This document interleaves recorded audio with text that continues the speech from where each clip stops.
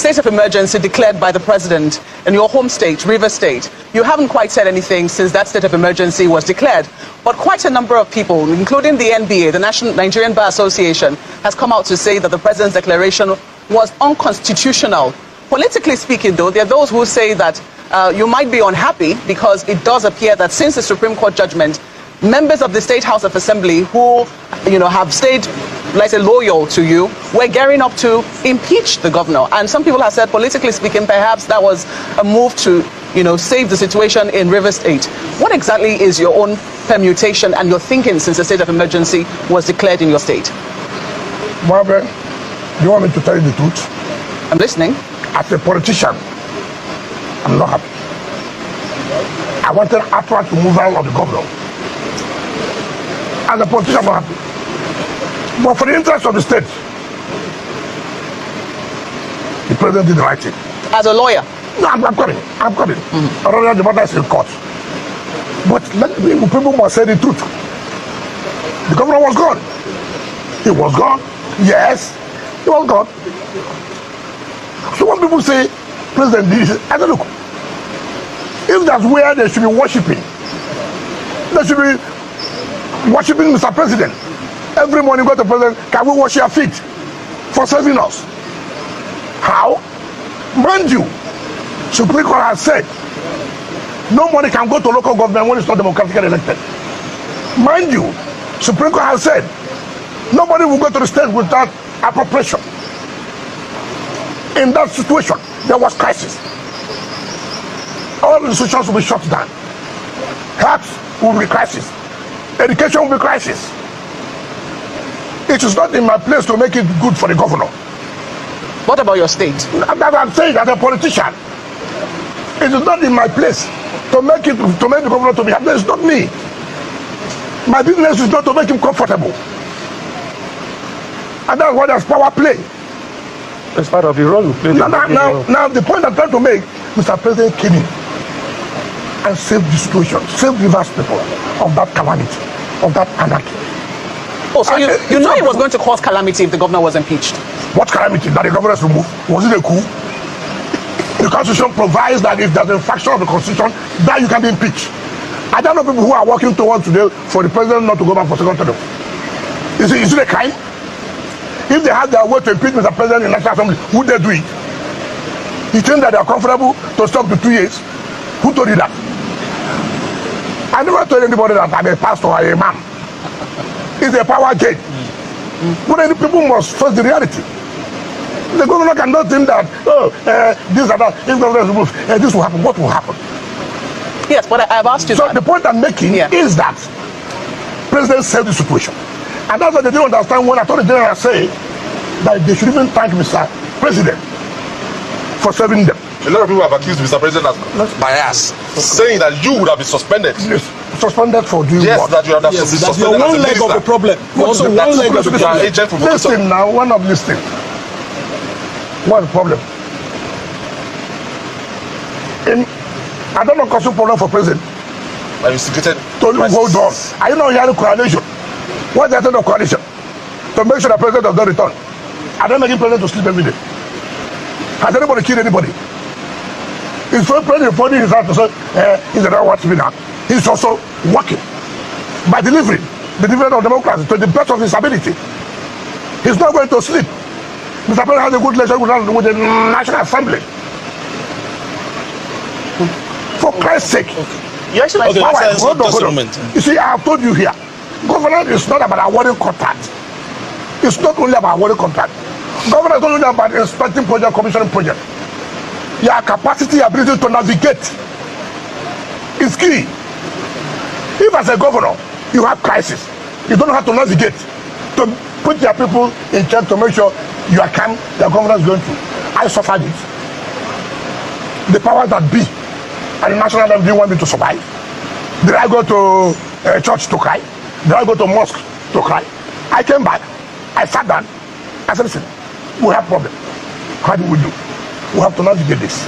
How do I navigate this? Okay, right. Let me finish. So that give people the opportunity to hear from us. So this attitude of the governor, if it's removed out of the crisis, The Constitution provided for it. And therefore, you must also be careful. The kind of infraction. Look at what Supreme Court said. Am I the one? That you are ruling as a despot. Let's make this clear. Let me clarify this. Now, what Wike wanted was a situation where he would have a third term through the current governor of Rivers State. And the governor has looked at it that whatever the plans of the minister is not in the best interest of Rivers people. And that is why this is part of the reasons why you are seeing that there is a disagreement between the governor and the minister of the FCT. And that is why he has taken the stand to rather stand with the people of Rivers State than to stand with the FCT minister. That's why we're having these challenges today. Now, let me say this. I can't remember the last time we had, ever since we had Wike as governor of Rivers State, I can't remember the last time we had a free and fair election in Rivers State. By my own assessment and calculation, I can't remember the last time we had a free and fair election. We all know how Wike muscled his way through that particular election, how he stopped opposition from campaigning. Even the presidential candidate of the PDP was stopped from campaigning. And let me say this. I have always shouted about the high-handedness of the FCT minister in Rivers State and how he has led Rivers State and took Rivers State 10 years backward as governor. Today, we are seeing a glimpse of light, a gleam of light, and that light, he wants to quench that particular light because everything has to be about him.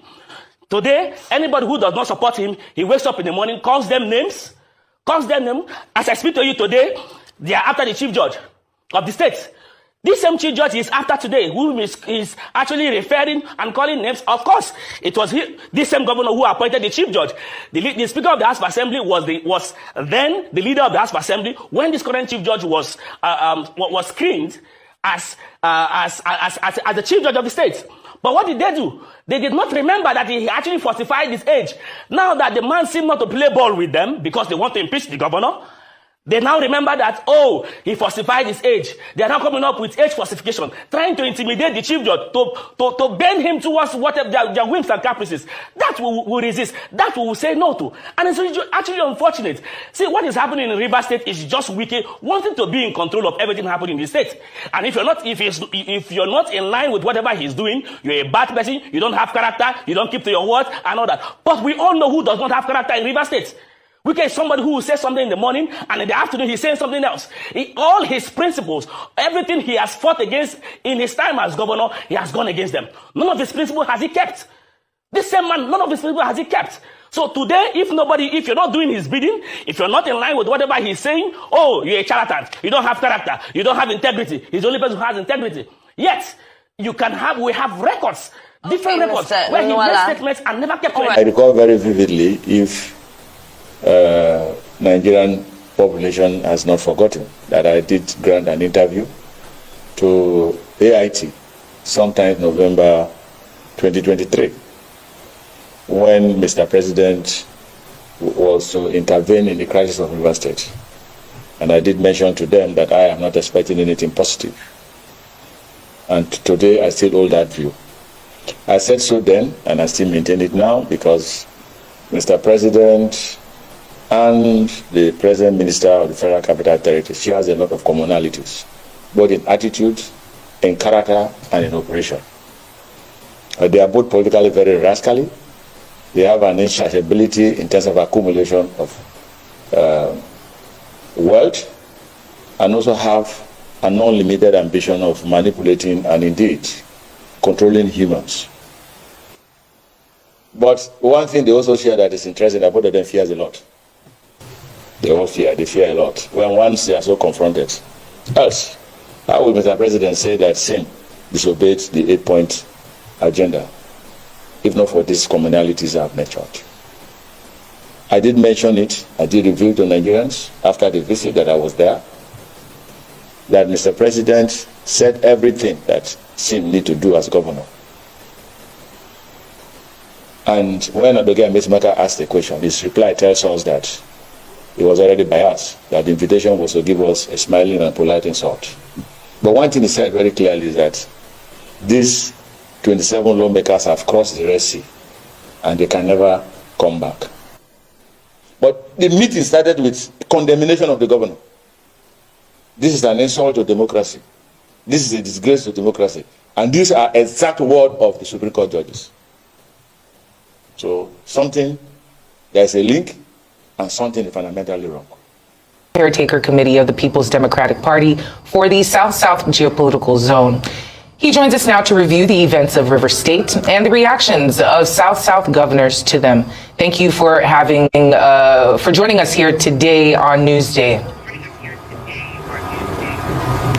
Yeah, thank you very much, Hawa. Well, yes, as we know, the House of Reps has unsurprisingly approved this controversial state of emergency rule in River State, despite calls from Rivers elders and leaders of forums and other political thought leaders to reconsider, as we just spoke about in the intro. Well, could you tell us what the position of the PDP South Caretaker Committee is on this whole situation, and of course your opinion as well? Yeah, well, we, as a party, we have stated, if you remember yesterday, we gave a press conference requesting Mr. President to rescind it, but he didn't listen. The truth of the matter is that, yes, we had internal issues. River State is a very key state in this country. I was born there, I grew up there. I know what it is like. But I was surprised when Mr. President, during the proclamation, what he was saying. He spent all the time blaming the governor of River State. But he never mentioned the chief instigator. And we all know who the chief instigator is. The Minister of Federal Capital Territory. He never mentioned. And yesterday night again, the Attorney General was saying, there's no proof, there's nothing. I was surprised. Here is the minister who addressed a press conference, and he was so loose. He even referred to the NWC, the organ that runs the party he belongs to, called them idiots. He even went to the extent of even referring to other elders. It's unfortunate that this happened in this country. I was born to respect elders. If you read the Bible, Ephesians chapter 6, verse 1, we are told that children should obey their parents. It's a very serious law, but what we are seeing today is so sad. We are pained. The party is pained. Rivers people are pained because they've done what is necessary. But unfortunately, Abuja feels that they know better. But time will tell. I believe time will tell. There's nothing you can do. Mr. President took an oath to defend the integrity of the country. Well, since he says he would declare the state of emergency in Port Harcourt, in River State, that I lived. River State, I was there in the last 2 weeks. I didn't see what he said was going on. Maybe we were seeing some things we were not seeing. But one thing I know is that yesterday morning, I was in Port Harcourt. A lady said, what is it? But nobody knew what was going to happen. Because around there, the last time they heard about the emergency was during the war. Is there a war coming? Somebody was thinking, is there a war coming? Why are they declaring the state of emergency? I see there was a war. But there was no war. Maybe there's something they're not telling us, but time will tell. But as for my comment, I'm pained that the governor was suspended, the state was declared. But that's democracy. You killed democracy in River State. Let's not pretend. It's a coup against democracy. Mr. President is the chairman of ECOWAS. When they were coup in those regions, Burkina Faso and all, he said, no, it's wrong. But what has happened in River State, it's a coup against River State. Because how are you going to manage the political situation now? They were planning a local government. So are you saying the administrator is going to drive the process? How is he going to drive the process? The River State is a PDP state. But the APC government wants to take it by force. And that's what they've done. They've captured River State. APC has captured River State. By all means. And this is the game plan for 2027. The way they are going, I know they're not going to stop there. They are going to target the other South states. Because APC is losing a lot now from the north, so they must go into the South. But I believe by the grace of God, they will not succeed in the other states. We are going to do whatever it takes to make sure this does not repeat itself. So we are pained, we are sad. PDP, we are very sad. We are in line with what Governor Doidiri said. But we are going to encourage our people. And it's very interesting. I've been moving around Abuja. This morning I entered a boat. The boatman was talking. I was just listening to him.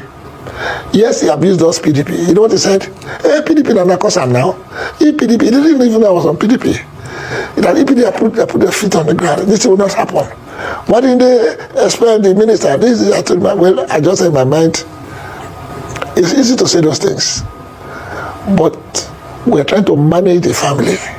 PDP is a very big family, and all kinds of people are in the party.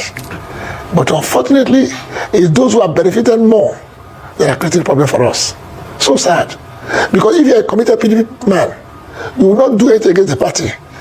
Imagine you going outside to abuse your father. It's not wrong. It's very wrong. No child, no well brought up child can be seen or should be seen abusing the father. The NWC is like your father.